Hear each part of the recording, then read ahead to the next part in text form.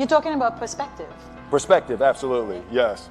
Yes. How much does fear play into preventing us from grasping perspective, though? Oh no, fear is everything. Yeah, like if there was one concept that I would suggest to people to take a daily confrontation with, is fear.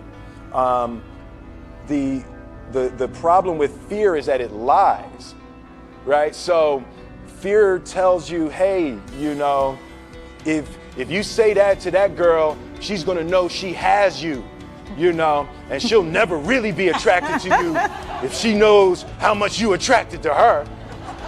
Don't say that, no. How we get her is when she walks by, ignore her. Right, it's a smooth, You know, it's like, pop it on your shoulder. fear tells you dumb shit like that, right?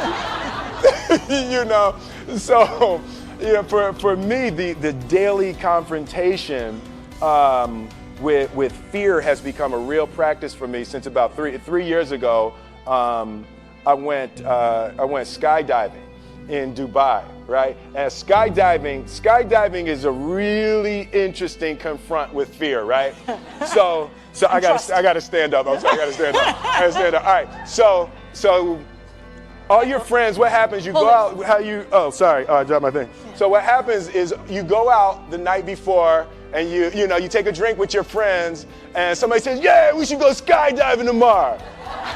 And you go, yeah, we'll go skydiving tomorrow. Yeah, yeah. And you go, yeah. And everybody goes, yeah. Right? And you go home you by yourself. You're like, Right? And you're like, well, I mean, they was drunk too. Right? So maybe they not, maybe, I mean, we don't have to go. We don't have to do it. So then that night you're laying in your bed and you just keep, and you're terrified. You keep imagining over and over again jumping out of an airplane and you can't figure out why you would do that, right?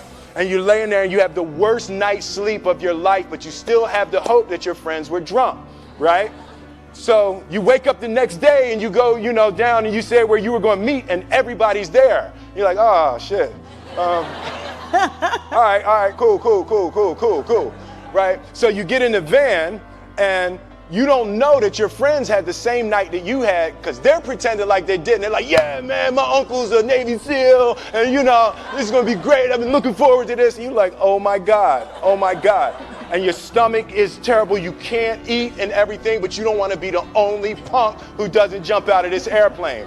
So you get there and then you have this safety brief. And you're standing there and the guys will tell you, well, if the chute doesn't open, what's going to happen is well, why the hell, what could happen? That the chute wouldn't open, right? So you do a thing, and what you do is your first jump, you're attached to a guy who is going, you know, he's going to walk you out. So you go and you get there and there's an airplane and nobody's stopping. Everybody's still going. So you get onto the airplane and you're sitting there and you know, it's extra because you're sitting on some dude's lap, some stranger. You're sitting on his lap, and it's like, you know, trying to make small talk. Yeah, man. So you be jumping with people all the time, huh? Right? You know. So and then you just want to make sure you got kids, right? You got people you need to see, right? You just want to make sure he's serious, right? So you get in there. So everything's normal. So you fly and you go up to 14,000 feet, and you notice there's a light. It's red. And it's yellow and green, right? So right now the light's red. So then you start thinking at some point the light's going to go green, but you don't know what's going to happen, right? And you wait and it goes yellow and the light goes green and somebody opens the door, and in that moment you realize you've never been in a freaking airplane with the door open.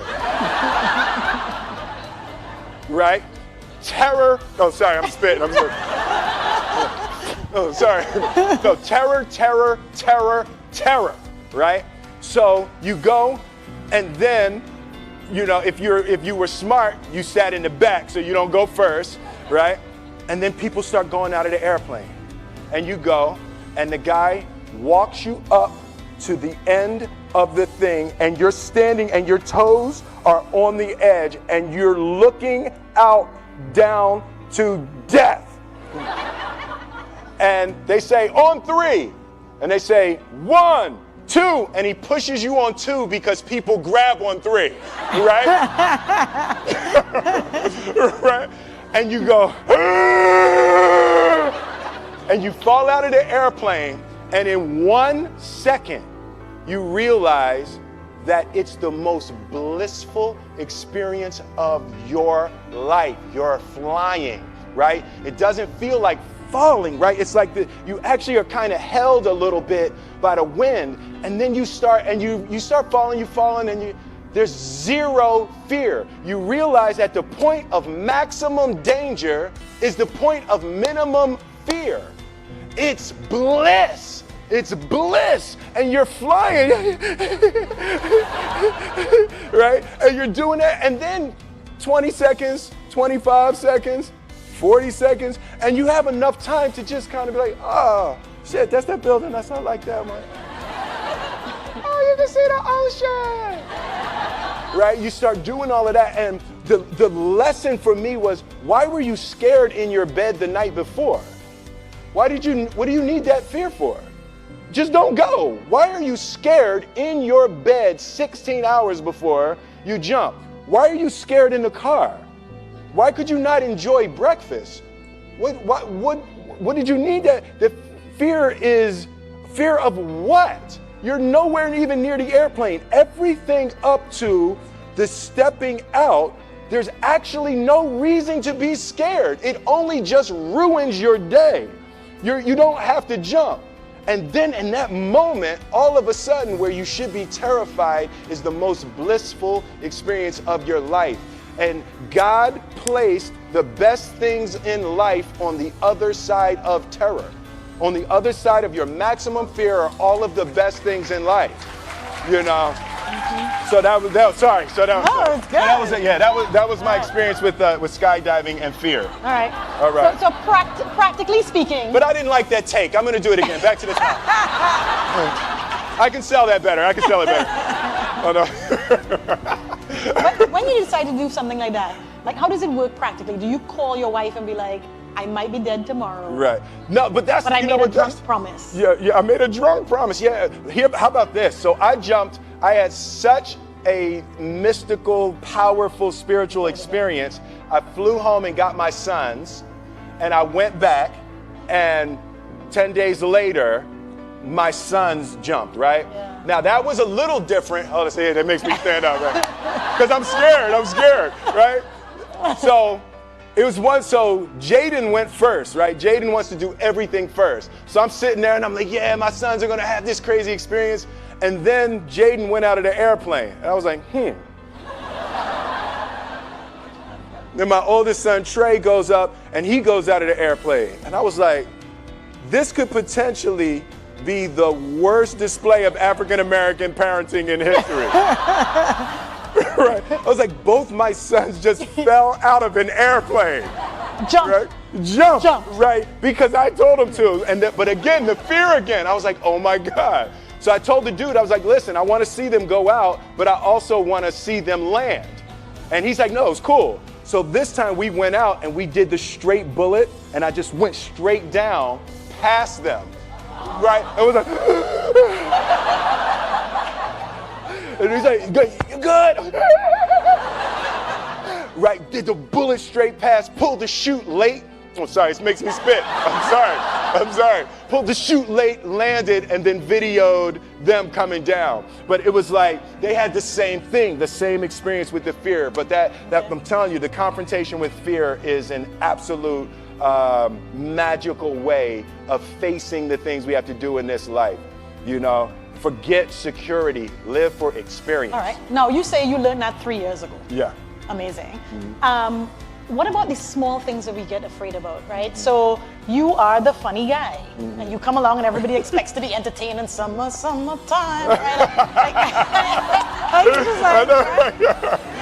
Like, are you ever afraid that you're like, you know what, today I'm really not feeling Jazzy Jeff. Like I'm just, I don't want to be that guy today. So this whole movie, you were not that guy. Not that guy, right, yeah. Do you have fear of that, of like disappointing people because like, you're supposed to be funny and cool? Yeah, you know, the thing, that's been one of the major confronts for me in my life over the past 3 or 4 years. Like, Will Smith is an idea, right? So there's parts of that that's me, but that character from The Fresh Prince of Bel-Air was who I was 26 years ago. Yeah! They love it, you see? They love it, right, yeah, exactly. You people are this man's crack, okay? He's talking about evolving, like, moving on, and you're like, Fresh Prince! That's what we want to hear about! You know, so, but that's the thing, to be able to boldly be able to move and grow and create and hope that the things that I'm, able to deliver at this point. I was 20 doing the Fresh Prince. So I'm 48 now. So it's a really different time in my life. Yeah, that got less of a cheer. Yeah, like woo! They're like, tell us what that's like. Yeah, I know, right? Yeah. Yes, girls, yes, yeah. But yeah, it's. Do you have a fear of being completely who you are? Because it may disappoint some people, just want to see that 28-year-old. Yeah. No, I definitely have difficulty with that. There's a certain, when you've created things that are so iconic, it becomes healing for people. Nostalgia is healing. To the Fresh Prince theme is healing, to hear that, and it just harkens back to a time and a feeling and an energy, that is a beautiful way to help relieve some little touch of suffering, So when people see me or the Fresh Prince, and even during that time, the movies that I made while I was making the Fresh Prince, so it was the Fresh Prince during the winter. And then the summers were Bad Boys, Independence Day, Men in Black, so it was like, it really captured a time. So it's very difficult. I wouldn't have it any other way. I love being able to make people smile and cheer, over that. But I also am going to boldly go to new creation. Even something like The Decision. I had the 2 screenplays in front of me for the Independence Day 2 and for Suicide Squad. So I had to choose between the 2 of those, and even the choice of going to Suicide Squad, nothing about the qualities of the movies, but the choice of trying to go forward versus clinging and clawing backwards, So I do want to aggressively go forward and do new things and create and hopefully be able to stumble upon a new heyday. Amazing. Now you have an incredible cast. Oh God, yes. In this movie. How does that happen too? Like, how do so many big stars decide, this? And then how does that work between you all? It's the ideas, the screenplay. Alan Loeb, the screenwriter, he just wrote a brilliant screenplay. Everyone related to the ideas of love, time, and death as powerful tools to try to put your life back on track. So everyone related to the journey. But it's, I mean, look at that group. That's like ridiculous. That's like a superhero movie. Yeah. Yeah. So, did your father get to see any of it? No, he came to set once, but he didn't get to see the film. And y'all were close? Yeah, we were very close. Yeah. My father. When I put my life together and I look at my father, my mother, and grandmother were the most influential people in my life. And in my mind, when I draw it, I always draw a triangle. And my father was the base, and my mother was the left side, and my grandmother was the right side. And I always put discipline as the bottom. My father, hard work, discipline, endurance was really the foundation of creating my life. And my mother was education, and my grandmother was love. So, the combination of that discipline, education, and love was a... You know what, I'm really grateful for you sharing with us that part of you, and also the struggle with his death, because the other thing is that we live in a time where people show these curated sides of them, because I think of the same fear. Yeah. Right?